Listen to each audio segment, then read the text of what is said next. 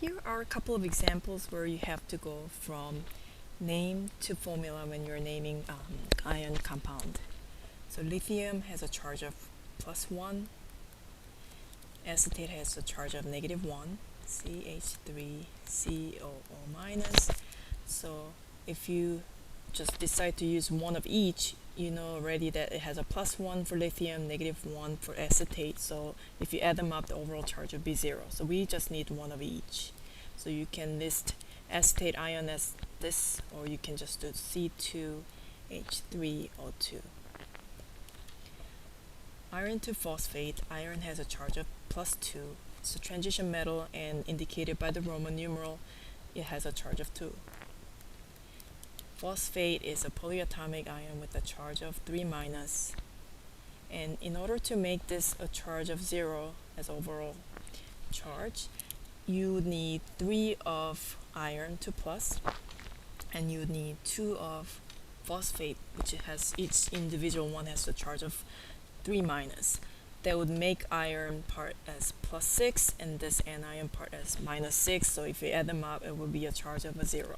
So we need 3 of iron and 2 of phosphate. Another way to do this is using the crisscross method. So that is to bring this 3 down and give it to iron, get rid of the charge, so iron gets 3, and bring this 2 down and phosphate gets 2. Don't forget, you always need the parentheses when you're indicating that this whole polyatomic ion requires 2. So always make sure when you have polyatomic ion that requires more than 1, you need a parenthesis. Titanium to selenite. Titanium has a charge of 2+. Selenite here is 2-. So if you do the crisscross, you would get titanium 2 selenite.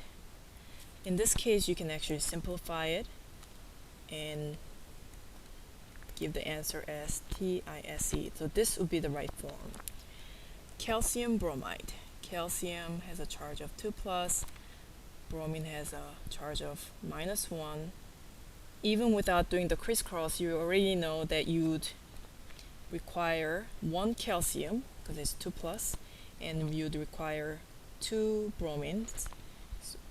So that would be +2 for this part, -2 for this part, each individual bromine giving you -1 charge. So the answer would be Ca, calcium Br2.